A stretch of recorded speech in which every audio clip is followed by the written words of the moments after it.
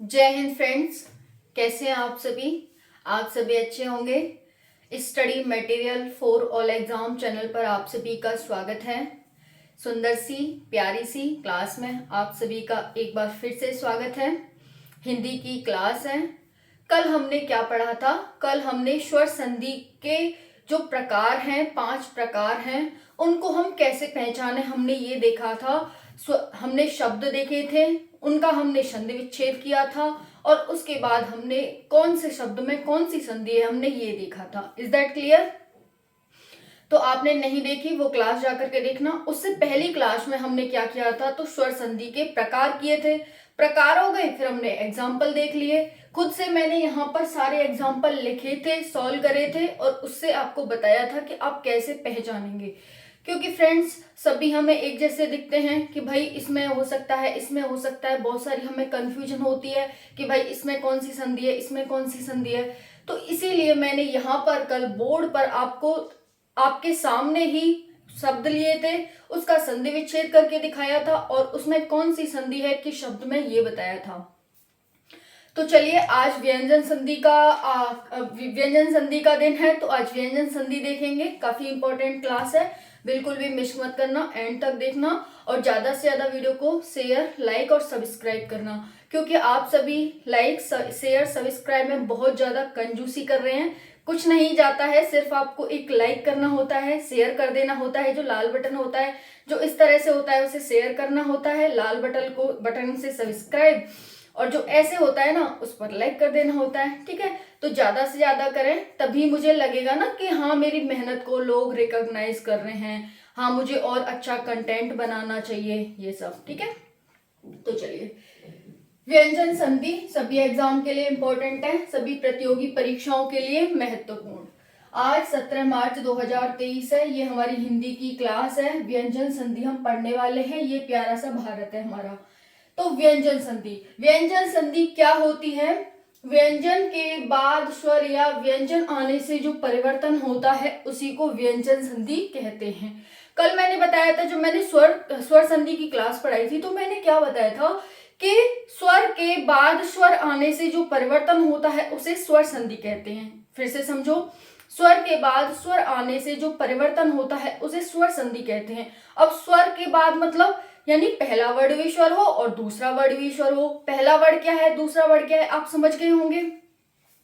तो अगर आपने नहीं देखी है तो वो क्लास जाकर देखना। अभी मैं आपको शॉर्ट में बता देती हूँ। जैसे कि सपोज दैट ये है और ये है, सत प्लस जन है। जैसे हमने विद्यार्थी का एग्जाम्पल लिया था, उसमें स्वर संधि में विद्यार्थी, विद्या प्लस अर्थी। तो हमने क्या कहा था, पहले शब्द का अंतिम वर्ड और अंतिम शब्द का पहला वर्ड। तो ये पहला वर्ड हो गया, ये सेकंड वर्ड हो गया। तो ये पहला वर्ड और दूसरा वर्ड, तो ये यही कह रहा है कि व्यंजन के बाद यानी कि व्यंजन आ गया, ये पहला वर्ड, और इसके बाद भी स्वर या व्यंजन में से कोई आ जाए उसी को हम व्यंजन संधि कहते हैं। स्वर में हमने क्या देखा था कि पहला शब्द का जो अंतिम वर्ड है वो स्वर होना चाहिए और दूसरे शब्द का पहला वर्ड स्वर होना चाहिए। Is that clear? तो आप सभी को ये क्लियर हो गया होगा, इसी को हम व्यंजन संधि कहते हैं। तो एक बार फिर से देखेंगे, व्यंजन के बाद स्वर भी आ सकता है और व्यंजन भी आ सकता है। उससे जो परिवर्तन होता है दोनों वर्णों को मिलाकर के, उसी वर्ड को हम क्या कहते हैं, व्यंजन संधि कहते हैं। जैसे वाक प्लस ईस, एग्जाम्पल है आपके सामने, इससे आप अच्छे से समझ सकते हैं। वाक प्लस ईस, ये हमारा क्या है, व्यंजन के बाद यानी पहला वर्ड क्या आ गया हमारा, देखो मैं यहाँ लिख देती हूँ, पहला वर्ड प्लस दूसरा वर्ड। पहला वर्ड क्या होगा, व्यंजन, और दूसरा वर्ड क्या होगा, दूसरा वर्ड हमारा होगा स्वर या व्यंजन। Is that clear? ठीक है, तो वही है, पहला वर्ड ये रहा वाक, तो आप क्या देख रहे हैं यहाँ पर व्यंजन है, क्योंकि अगर ये पूरा का होता इस तरह से तो इसका मतलब होता कि इसमें जब हम इसे तोड़ते तो का प्लस अ में तोड़ते, इसका मतलब इसमें स्वर भी है। लेकिन जब ये इस तरह से लिखा हुआ है तो ये प्योर व्यंजन लिखा हुआ है, यानी शुद्ध व्यंजन है ये। ठीक है, तो यहाँ पर है वाक प्लस ईस, पहला वर्ड क्या हो गया ये, दूसरा वर्ड क्या हो गया जो कि मैं लिखा हुआ है ये, तो वा और यहाँ ईस है, तो यहाँ पर ये व्यंजन हो गया, ये स्वर हो गया। व्यंजन और स्वर मिलकर के इन्होंने गा बनाया। अब आप कहेंगे गा कैसे बनाया, व्यंजन संधि के जो प्रकार है हम वही तो पढ़ेंगे। तो अभी आप सिर्फ समझ लें कि किस तरह से यहाँ पर परिवर्तन हुआ है। वाग प्लस ईस यानी कि क और ई मिले, इन्होंने परिवर्तन हुआ, ग बनाया, तो ग यहाँ पर ये सेम, तो ये तो सेम रहेंगे, ये वाला और ये वाला तो सेम रहेगा, चेंज किसमें हुआ, इन दोनों में। तो क को ग में चेंज कर दिया और जो बड़ी की मात्रा थी वो इस पर लग गई। Is that clear? तो यहाँ पर देख सकते हैं इन दोनों ने मिलाकर ग बना दिया, बाकी सब सेम आ गया और इन दोनों की जगह ग हमारा आ जाता है। Is that clear? चलिए नेक्स्ट बढ़ते हैं। ये सब आपको समझाने के लिए लिखना पड़ता है। चलिए नेक्स्ट देखते हैं। नेक्स्ट क्वेश्चन है हमारा, अब देखो इसके प्रकार देखते हैं। एक और एग्जांपल ले लेते हैं, जैसे सत प्लस जन। सत प्लस जन, तो यहाँ पर ये पहला वर्ड है, ये दूसरा वर्ड है। पहला वर्ड त है, दूसरा वर्ड ज है, यानी ये भी व्यंजन हो गया और ये भी व्यंजन हो गया। तो यहाँ पर क्या आ जाएगा, ये और ये मिलकर आधा ज और पूरे ज में चेंज हो गए, यानी ये तो एज इट इज रहा, ये जो त है वो ज में चेंज हो गया आधे ज में, क्योंकि ये पूरा व्यंजन है, आधा व्यंजन ही माना जाता है। जब इसमें हलंत आ जाता है तो ये हो गया सज्जन। तो जब भी आपको देखना हो कि व्यंजन संधि कौन सी है पूछे उसमें से, तो नीचे हलंत आएगा, इसे हलंत कहते हैं, जो ऐसे डंडा खिंचा हुआ है इसे हलंत कहते हैं। इस तरह से आप पहचानेंगे कि हाँ ये व्यंजन संधि है। जैसे मैं आपको एग्जांपल दे देती हूँ, जैसे विद्यार्थी, मैं निम्नलिखित में से कौन सी व्यंजन संधि आपसे ये पूछ रही हूँ। पहला हो गया ए ऑप्शन विद्यार्थी, बी ऑप्शन हो गया सज्जन, सी ऑप्शन हो गया अंतस्थ, ठीक है, डी ऑप्शन निम्न में से कोई नहीं। ठीक है, तो अभी तो आपने देख लिया यहाँ पर सज्जन है, तो आप बता देंगे निम्न में से कौन सी व्यंजन संधि है, ये हो गया। अब ये क्यों नहीं है, क्योंकि विद्या प्लस अर्थी दोनों स्वर हैं, विद्या पे भी अ है स्वर है और अर्थी में भी स्वर है। इसमें सत, जब हम इसे तोड़ेंगे तो सत प्लस जन में तोड़ेंगे, त का मतलब हलंत आ जाएगा नीचे और ये हो जाएगा। अंतस्थ, अंतस्थ यानी अंतः प्लस थ, अंतः प्लस थ अंतस्थ। तो जब मतलब जो हमारी स्वर व्यंजन और विसर्ग संधि क्या होती है, विसर्ग संधि में ये आते हैं दोनों, है ना। तो इस तरह से आप पहचानते हैं फ्रेंड्स, इस तरह आप देख लेंगे, बहुत इजी होता है इन्हें पहचानना, लेकिन एक बार समझ में आ जाए तो। हम थोड़ा ही करेंगे, यानी कि 2 टाइप ही करेंगे स्वर व्यंजन संधि के, लेकिन अच्छे से करेंगे। नेक्स्ट है, अब देखो प्रत्येक वर्ग के पहले वर्ड का तीसरे वर्ड में परिवर्तन। अब जो आप कह रहे थे ना कि मैम ये क ग में कैसे चेंज हो गया, अब हम यही देखेंगे कि कौन से वर्ड को किस वर्ड में चेंज करना होता है। चलिए देखते हैं यहाँ पर। पहला इसका प्रकार है प्रत्येक वर्ग के, प्रत्येक वर्ग कौन सा है, मैंने आपको जब वर्णमाला की क्लास पढ़ाई थी तो मैंने बताया था स्पर्शी व्यंजन। क्या बताया था, स्पर्शी व्यंजन कहाँ तक होते हैं, क से लेकर के म तक होते हैं। कितने वर्ग होते हैं, 5 वर्ग होते हैं। तो 5, प्रत्येक वर्ग में 5 वर्ड होते हैं, तो टोटल ये कितने हो जाते हैं, 25 वर्ड हो जाते हैं। क, च, ट, त, प, ये क्या है इनके, प्रत्येक वर्ग का पहला वर्ड है। फिर ख, ग, घ, य, ट, ठ, ड, य, ठीक है। फिर एक मिनट, ट, ठ, ड, य, ठीक है, य, फिर आ जाएगा ट, ठ, ड, ढ, य, फिर त, थ, द, ध, न, प, फ, ब, भ, म, इस तरह से। तो 5 ऐसे हो जाते हैं, 5 ऐसे हो जाते हैं, 25 हो जाते हैं। अब ये कह रहा है कि प्रत्येक वर्ग के पहले वर्ड, प्रत्येक वर्ग, ये 5 इन्हीं की बात करेंगे हम, जहां पर भी करेंगे इस पूरे व्यंजन में इन्हीं की बात करेंगे। तो प्रत्येक वर्ग का, ये एक वर्ग, ये 2 वर्ग, ये तीसरा, ये चौथा, ये 5वां, प्रत्येक वर्ग का पहला क, च, ट, त, प, ये होते हैं 5 वर्ड पहले प्रत्येक पहले वर्ग के। तो प्रत्येक वर्ग के पहले वर्ड का तीसरे वर्ड में परिवर्तन। तीसरा वर्ड कौन सा है, क का ग में, च का ट ठ में, त का ड में, त का द में, प फ भ में, प का भ में, इस तरह से। तो पहले वर्ग का तीसरे वर्ड में परिवर्तन, ये यही कहना चाह रहा है। Is that clear? चलिए अब इसे मिटा देते हैं, ये आपके समझाने के लिए था। वर्णमाला की क्लास नहीं देखी, जाकर देखना, बहुत ही इंपॉर्टेंट है। ये आपको जब भी समझ आएगा जब आप वर्णमाला आपको क्लियर होगी कि कौन से वर्ड को क्या कहते हैं, कौन सा वर्ड क्या होता है, क्योंकि यहाँ तो डायरेक्ट यूज होगा उनका। प्रत्येक वर्ग के पहले वर्ड का तीसरे वर्ड में परिवर्तन। यदि पहला वर्ड पहला वर्ड क च ट त प अभी बताया, उसका मेल किसी स्वर या जैसे अ से अंग तक स्वर होते हैं, या तो स्वर से या किसी वर्ग के तीसरे वर्ड, अभी हम क का ग में कर रहे थे, वैसे ही हर प्रत्येक वर्ग का, तो तीसरे वर्ड ग ज ड द ध से, या फिर चौथे वर्ड घ झ ढ ध भ से, या फिर अंतस्थ व्यंजन य र ल व से हो तो वर्ग का पहला वर्ड अपने ही वर्ग के तीसरे में चेंज हो जाता है। इजी भाषा में समझते हैं। देखो ये कह रहा है कि जो हमारा प्रत्येक वर्ग का तीसरे वर्ड में परिवर्तन कैसे होता है, तो इसने कहा जब आपका पहला वर्ड प्रत्येक वर्ग का पहला वर्ड क च ट त प हो, उसका मेल हमें किसी वर्ग के तीसरे वर्ड से, चौथे वर्ड से, स्वर से, या फिर अंतस्थ व्यंजन य र ल व से कराते हैं, तो प्रत्येक वर्ग का पहला वर्ड तीसरे वर्ड में परिवर्तन हो जाता है। खत्म कहानी।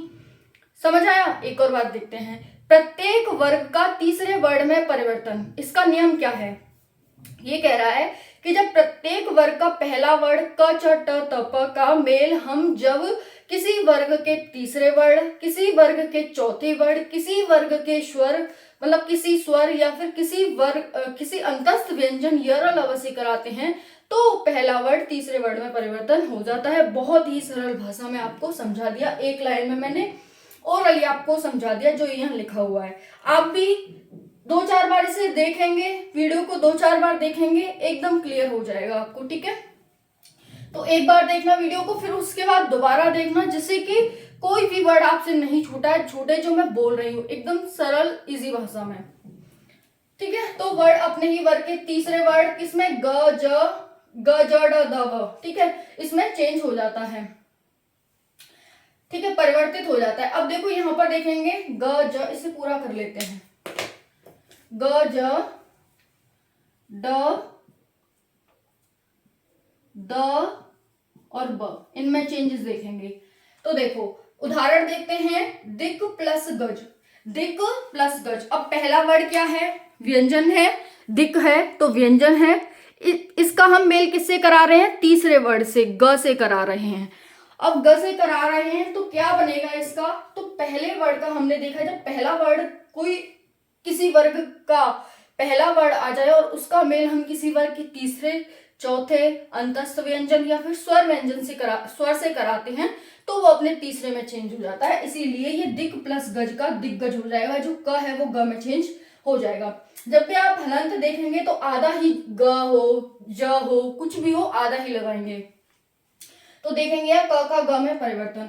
अच प्लस अंत, यहाँ च आ गया, कौन सा है ये? क च, हमने देखा पहले वर्ग का पहला ही वर्ड, मतलब दूसरे वर्ग का पहला वर्ड है, तो प्रत्येक वर्ग का पहला वर्ड, तो पहला वर्ड हो गया, ये क्या है? स्वर आ गया। तो इसका जब हम इससे कराएंगे तो च किसमें चेंज हो जाएगा? च छ ज में, तो यहाँ पर अजंत आ जाएगा और ये च का ज में परिवर्तन।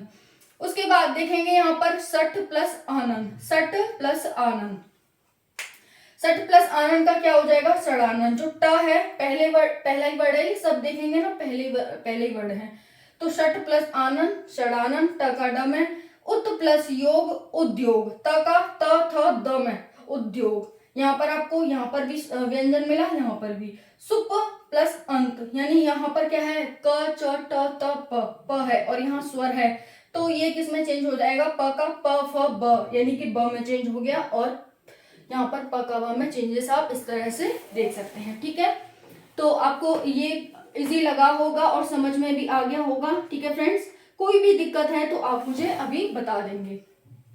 Is that clear?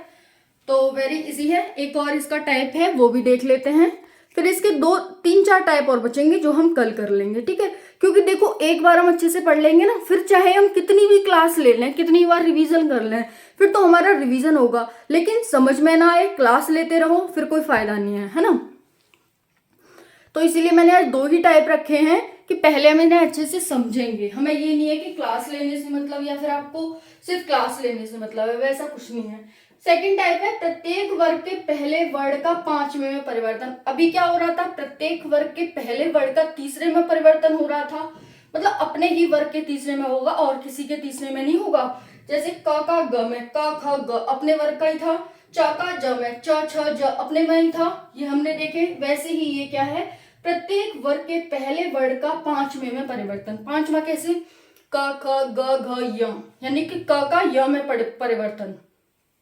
वैसे ही प्रत्येक वर्ग का, तो किसी वर्ग का पहला वर्ड क च ट त प आ जाए तो उसका मेल किसी अनुनासिक, अनुनासिक कौन से होते हैं, ड य ढ न म। मैंने बताया था प्रत्येक वर्ग का जो लास्ट वाले वर्ड होते हैं, जैसे क ख ग घ, यहाँ लिख दिया हमने च छ ज ज, तो यहाँ पर क्या आते हैं, ड य ढ न म, ड य ढ न म, ये आते हैं यहाँ।